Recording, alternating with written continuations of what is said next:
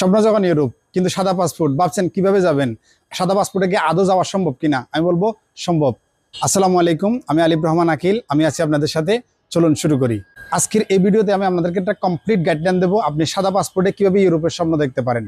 89% মানুষ যে ভুলটা করে, আপনি সে ভুলটা করতে পারবেন না। এখন আসেন, আপনি আপনার পাসপোর্টকে কিভাবে লেভেল আপ করবেন। মোটা দাগে বলতে গেলে এটা হচ্ছে যে আপনার পাসপোর্টকে কিভাবে ভারী করবেন। পাসপোর্ট ভারী করতে গেলে আপনাকে বসে থাকলে তো আর হবে না ভাইয়া, সাদা পাসপোর্টে তো আপনাকে কেউ ভিসা দিবে না। আমি আপনাকে 4টা স্টেপ বলবো কিভাবে আপনি আপনার পাসপোর্টটাকে লেভেল আপ করবেন। কিভাবে করবেন? আপনি পার্শ্ববর্তী যে দেশগুলো আছে আমাদের, মনে করেন আপনি সাপোজ ধরেন দিতে পারেন ইন্ডিয়া, ঘরে বসে না থাকে সাদা পাসপোর্টটা নিয়ে আপনি ইন্ডিয়াতে ঘুরে আসতে পারেন। এখন আসেন, আপনি ইন্ডিয়াতে ঘুরছেন, এরপরে আপনার যদি আরেকটু সামর্থ্য থাকে তাহলে আপনি চায়নাটা ঘুরতে পারেন, এরপরে আপনি ইন্দোনেশিয়াটা ঘুরতে পারেন, এরপরে ফিলিপাইনটা ঘুরতে পারেন।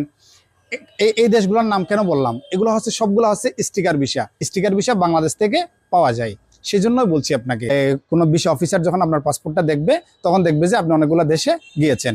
এরপরে আপনি চাইলে বিভিন্ন ট্যুর অপারেটর আছে, ওদের সাথে কথা বলতে পারেন, অথবা আপনি আমাদের সহায়তা নিতে পারেন, নিয়ে আপনি 3টা দেশে একসাথে ট্যুর করতে পারেন। Singapore, Malaysia, Thailand. এগুলো মনে করেন যে একদম কম বাজেটে আপনি এগুলো ঘুরে আসতে পারেন। তাহলে এখন কি বোঝা গেল? আপনার মনে করেন যে আপনার পাসপোর্টটা লেভেল 1 থেকে লেভেল 5-এ চলে গেছে। আপনি কি জানতে পারলেন, কি শিখতে পারলেন, কেমনে আপনি ইমিগ্রেশনটা ফেস করবেন সিঙ্গাপুরের মতো দেশে, মালয়েশিয়ার মতো দেশে, চায়নার মতো দেশে আপনি কিভাবে আপনি ইমিগ্রেশনটা ফেস করবেন, আপনি অভিজ্ঞতা হয়ে যাবে। এরপরে আসেন, আপনি কিভাবে কম খরচে আপনি এয়ার টিকিটটা করবেন, এরপর আপনি কিভাবে আপনি কম খরচে সেরা মানের হোটেলটা চয়েস করবেন। এগুলো আপনার একটা কমপ্লিট একটা ধারণা হয়ে যাবে। ভিডিওর এই পর্যায়ে আপনাদেরকে একটা বোনাস টিপ দিয়ে রাখি, সেটা হচ্ছে যে এশিয়ার মধ্যে 2টা দেশ আছে, এটা হচ্ছে যে ফার্স্ট ওয়ার্ল্ড কান্ট্রি। সেটা হচ্ছে কি জাপান এবং হচ্ছে সাউথ কোরিয়া। সাউথ কোরিয়াটা একটু ডিফিকাল্ট, কিন্তু আপনি চাইলে জাপানের ভিসাটা যে কোনো এজেন্সি থেকে আপনি করে নিতে পারেন। জাপানের ভিসা করার জন্য আপনার কি কি ডকুমেন্টস লাগবে, এটা আমার একটা নেক্সট ভিডিও আসতেছে, আপনাদেরকে ওইটাতে আমি জানাবো। একটু করে আরেকটু বিষয় আপনাদেরকে বলি, সেটা হচ্ছে যে আপনি আমাদের সাথে যোগাযোগ করলে আপনি সাদা পাসপোর্টও জাপান ঘুরে আসতে পারেন। এই ব্যবস্থা আপনাদেরকে আমরা করে দিতে পারবো। এখন আপনি অনেকগুলো দেশ ঘুরলেন, কিন্তু আপনার স্বপ্ন হচ্ছে ইউরোপ যাবেন। ইউরোপ কীভাবে ঢুকবেন?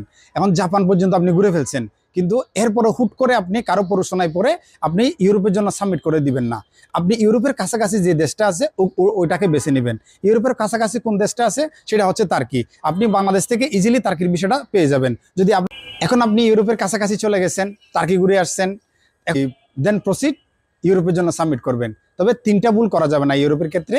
সেই প্রথম ভুলটা হচ্ছে যে দেশ চয়েসের ক্ষেত্রে আপনি এমন কোনো দেশ বেছে নিতে পারবেন না যারা ট্যুরিজম বেস না। যেমন মনে করেন